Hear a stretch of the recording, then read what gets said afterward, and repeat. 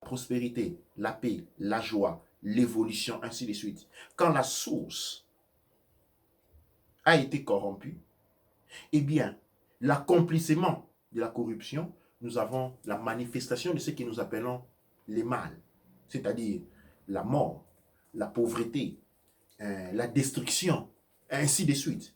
Et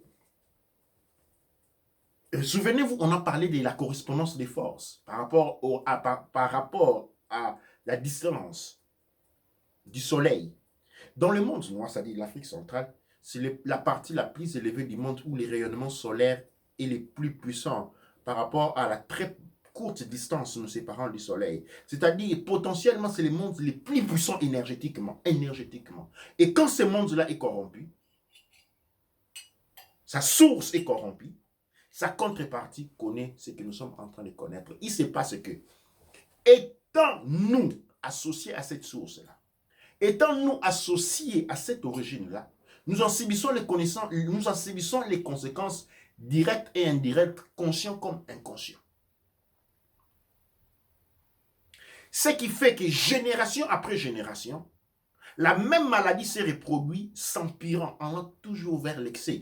Et maintenant, nous sommes arrivés au temps des génocides spirituels.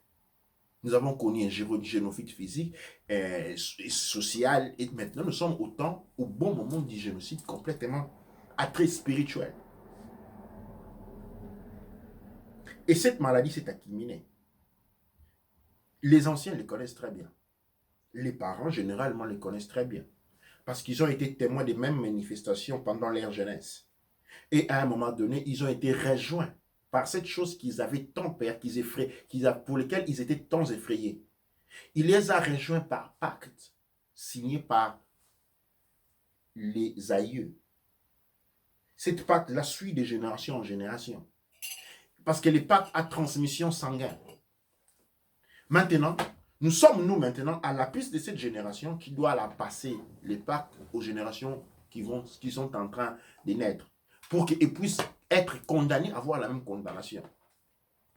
Et cette révélation nous arrive pour que nous soyons en mesure de nous détacher de cette réalité. Puisque nous soyons en mesure de sortir. Vers la fin des années 90, nous avons connu des réalités dites spirituelles où l'on parlait des liens. Où on a demandé aux gens d'abandonner leurs parents, d'abandonner leur tradition, parce que cela comportait les liens.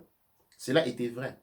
Mais comme un bon menteur, comme un bon con, comme un faux mène, pour berner quelqu'un, il faut toujours rencontrer une moitié de la vérité, et puis la deuxième partie, c'est un mensonge. La vérité des liens est existence et personne ne peut s'y soustraire. Mais les moyens qui ont été appliqués pour l'éliminer, ont été des moyens qui ont renforcé les mal, qui ont renforcé la situation. C'est-à-dire, ce n'est pas en abandonnant les parents à aller vivre aux États-Unis, ce n'est pas en abandonnant sa famille à aller vivre en France, ce n'est pas en abandonnant ses parents et en les laissant mourir de faim qu'on résout ces liens-là. Les liens, il les résout de d'autres manières. Et la problématique dans l'Afrique centrale est que les forces du mal se sont implantées durant très longtemps. Et aujourd'hui, leurs forces dépassent très puissamment, très largement puissamment les forces des biens. C'est-à-dire, les autres, c'est comme ça que généralement, quand il s'agit de faire du mal, vous trouvez beaucoup de gens disposés à les faire. Quand il faut porter atteinte à quelqu'un, il faut parler mal de quelqu'un pour critiquer une personne, pour porter atteinte à une personne, pour faire du mal à une personne, et je parle d'un territoire bien circonscrit, eh bien vous trouverez beaucoup de personnes disposées, même à vous aider sans rien recevoir en retour. Mais quand il s'agit de faire du bien à quelqu'un, eh bien maintenant on commence à se dissoudre, il n'y a plus cette possibilité. Pourquoi? Parce que nous avons dans cette transmission binaire, nous acquisons un état de lieu circonspectif où les forces du mal sont dominantes. Alors, une des raisons est que parce que nous avons abandonné la voie des ancêtres, nous avons sorti de notre champ culturel. une culture n'est jamais négative. Il faut aller regarder en profondeur. Ce sont les applications. Et quand une culture est laissée à elle seule, il y a des choses qui peuvent se produire. Et maintenant, ayant abandonné son propre navire, ok, pour aller dans les navires de l'autre, on est tombé dans un monde pour lequel on n'a pas de pouvoir. Et cependant, dans ces temps-là, on a laissé notre propre monde complètement sans protection. Et ce monde a été possédé. Et ce qui fait aujourd'hui, les enfants même naissent déjà avec des envoûtements de tout genre. Les symptômes sont les plus connus. Ce sont des symptômes que généralement nous passons à... que ce sont des choses normales comme les douleurs à la colonne vertébrale. Les douleurs à la colonne vertébrale, c'est un signe. Là, j'ai donné une énumération de signes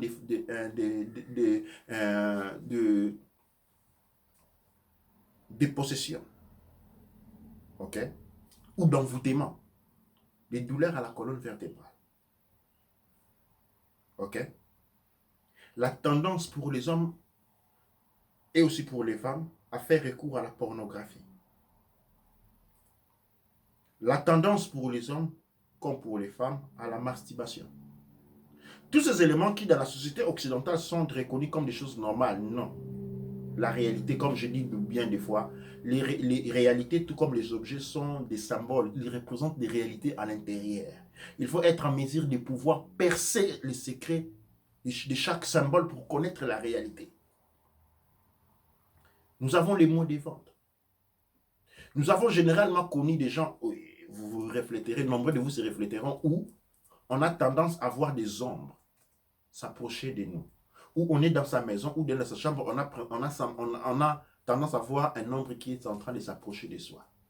Tout cela, ce sont des signes, des symboles, des premiers signes qui démontrent un envoûtement. Et puis, maintenant, allant de l'envoûtement à la possession, nous avons généralement dans le cas où rien que nous faisons ne fonctionne. Possession signifie être possédé. C'est-à-dire quand on a été vendu en esclavage, où son temple, son corps a été donné à des entités qui s'en servent, nous avons une possession. Hein? Quand on dit quelqu'un est posséder quelque chose, vous possédez votre voiture. Ça signifie quoi possession? Possession signifie, la possession est toujours reliée au corps. C'est-à-dire votre temple, ok, a été donné, mis en location ou vendu à quelqu'un d'autre. C'est ça la possession. Dans ces cas-là, qu'est-ce que nous avons? Nous avons que tout ce que l'on fait, rien ne fonctionne. On n'a pas besoin de vomir des choses vertes et de tourner la tête à 180 degrés pour être possédé. Ça, c'est les cinémas. La possession signifie être une expropriation. Okay? Quand l'État repossède votre voiture, il la prend physiquement, ce n'est pas vous. La possession, c'est le cas où dans votre corps albergue des entités, où votre corps est mis en disposition des autres entités. Et cela se fait toujours parce que vous avez été vendu. Et ceci est une réalité accablante sur laquelle nous sommes en train d'élaborer un livre qui va servir de guide aux prochaines générations. Mais pourquoi il est aussi important que nous sommes en train d'en parler aujourd'hui? Parce que notre génération, grâce à la bénédiction que nos ancêtres sont en train de nous donner durant la célébration de Wepet, Abed Renepet, GTO, nous avons été ouverts les yeux pour nous faire voir que nous devons sortir de ces pactes-là. Nous devons sortir de ces pactes-là, nous devons briser ces liens-là. Pour rendre les choses plus claires et pour ne pas faire des noms et des prénoms, parce que plus tard, peut-être nous serons portés à faire des noms et des prénoms de personnes qui sont dans ce système-là. Je vais ici donner un exemple d'élucidation qui va vous permettre de comprendre vous-même, par déduction, quelque chose. Les créateurs, ok, Mama Wandombe, et ses différentes fonctionnalités. Les créateurs a différentes fonctionnalités, mais ce ne sont pas des différents dieux. Dans la spiritualité kémétique, dans la spiritualité noire, nous savons que les créateurs, comme par exemple une femme qui est à la maison, donnons des noms à chaque chose que fait une maman. quand elle est en train de bercer les enfants, nous lui donnons un nom, qui est la fonctionnalité de la maman qui berce les enfants. Et puis quand elle est en train de cuisiner la nourriture, nous avons la fonctionnalité de la maman qui cuisine la nourriture. Et puis nous avons la fonctionnalité de la maman qui prend soin de la maison. Et puis il y a la fonctionnalité de la maman qui prend soin de la communauté. Et puis elle a son champ où elle élève des, par exemple, où elle a un champ où elle grandit des plantes. Nous avons différentes fonctionnalités, mais qui s'adressent à une personnalité, à une femme. Les créateurs de la tradition kémétique est une. Mais selon le peuple différent, ils s'assignent une fonctionnalité parce que chaque peuple a une fonctionnalité. Et le rayonnement de la fonctionnalité de chaque peuple définit une forme de divinité, une manifestation du créateur selon leur fonctionnalité. Les fonctionnalités ne peuvent pas être, comme on dit, homologues. Non, chaque peuple, selon sa propre fonctionnalité dans l'univers, et reçoit ou accède à la compréhension du créateur, mais selon leur fonctionnalité. C'est-à-dire, nous avons les créateurs en tant que Sebek. Nous avons les créateurs en tant que Eru. Nous avons les créateurs en tant que Et-Eru, Oshongo, différentes manifestations. Mumba, ainsi de suite. Zambian Pungu, ainsi de suite, qui sont des fonctionnalités. Maintenant, comme dans l'esclavage, il y a un moment dans le système d'organisation noire, nous avons connu ce qu'on appelle les remplacements. C'est-à-dire, la colonisation arrivée, on prend les chefs, c'est-à-dire les piliers centraux des organisations, ils sont enlevés et on installe des chefs coutumiers qui ont pour habitude de mettre un vêtement traditionnel avec une veste occidentale. Les vêtements traditionnels est vers les bas, la veste occidentale est sur les dessus, pour symboliser qu'il naisse des mariages entre des cultures. Et il représente l'élément, les yeux du contrôleur, c'est-à-dire les yeux du colonisateur, les yeux de l'État. Quand on dit l'État, quand on dit Kikongo, il y a l'État, c'est-à-dire on est en train de parler des colonisateurs. Et les chefs coutumiers représentaient cette force-là. Mais quand les chefs coutumiers ont été remplacés, leurs puissances aussi ont été remplacées. C'est-à-dire, on a laissé subentrer des forces cosmiques étrangères. Et ces forces cosmiques ont commencé à prospérer parce qu'avec le temps, ils se sont amalgamés aux cultures, aux manifestations culturelles et ils ont pris la forme des manifestations divines précédentes, mais semblables dans la forme, pas de la substance. Parce que dans la substance, ils disent les mêmes choses que les expressions, les attributs du créateur d'avant, mais dans la substance, ils sont très différents. Parce qu'ils ont attrait aux failles. C'est comme ça qu'on a développé des mpungu pour les familles qui sont là pour rendre la famille riche. Dans la famille, il y a un pouvoir qui est là, qui est maintenu, qui doit être nourri pour rendre la famille riche. Comment rend la famille riche? En utilisant les énergies de toutes les générations, en les concentrant sur une personne. Nous avons cette figure-là d'un parent, d'un oncle qui est riche et tout autour de lui, c'est les champs brûlés. Il n'y a personne qui n'accède à rien. Et nous avons ces manifestations de divinités qui sont appelées divinités, qui sont en train des forces étrangères partout. Et ces forces-là, pendant qu'ils ont été en train de nous servir, de faire les semblants, de nous donner cette semblant de prospérité, de bien-être, un peu de business, un peu de postes ministériels, ils étaient en train de travailler dans les backgrounds, derrière, pour détruire toute relation avec nos cultures, à corrompre nos cultures. Et c'est ainsi de suite, ainsi donc en changeant complètement la nature de notre monde zéro, de la source. Quand ils ont été en mesure de prospérer, de travailler lentement mais sûrement, jusqu'à prendre complètement le dessus dans notre monde zéro, dans notre monde d'origine. Vu qu'il y a une dépendance, nous sommes tous reliés à notre monde zéro. Nous sommes tous reliés à notre monde énergétique parce que c'est de ces mondes-là que nous recevons notre énergie. Et ayant eu accès à cette réalité-là, étant devenus les nouveaux divinités de cette réalité-là, parce que nous avons oublié, grâce à la présence coloniale, à l'esclavage, les vraies manifestations divines, nous sommes tombés dans le piège. C'est à ces moments-là que ces forces-là prennent le décor, le dessus. C'est pour cela ont un lien direct parce que ils sont devenus des forces traditionnelles. Ils ont pris les forces de la manifestation divine. Et vous entendez beaucoup de maîtres spirituels noirs en parler quand on vous parle des gris, des gens avec la tête élancée, avec les mains longues qui apparaissent, les gens qui apparaissent. Les créateurs ne se manifestent pas de cette manière parce que les créateurs est la nature. Dans la tradition kémétique, on dit nature. C'est la nature, c'est l'arbre. C'est comme ça, les ancêtres avaient, par exemple, dans le tribou, il y avait un arbre, il y avait un morceau de bois. C'était des manifestations de la nature. Et c'est là, ce régime a été remplacé. Ce n'était plus la nature en soi, mais ce qu'on avait mis à l'intérieur de cette entité-là, qui généralement étaient des forces corrompues. Notre monde étant corrompu, nous sommes tous corrompus parce que nous dépendons de cette source-là. Et génération après génération, on a des enfants, on les aime bien. Mais quand plus notre âge arrive, on arrive à un temps où les pactes prennent les dessus. Et cela vous change énergétiquement parce que vous n'avez aucun contrôle sur ça. Le contrôle est remote dans la phase 0. Et donc, vous devenez les sacrificateurs de vos propres enfants. Et ceci s'est passé d'une génération après une autre. Et nous sommes dans la génération où ces choses deviennent claires devant nous. Et nous devons maintenant travailler. Nous devons travailler conscient que nous devons nous libérer de ça. Nous ne pouvons pas faire une renaissance schématique. Nous ne pouvons pas faire une transformation, une évolution dans le monde du Nord aussi longtemps que notre monde d'origine est sous domination. Parce que tout ce que nous sommes en train de faire aura pour résultat 0.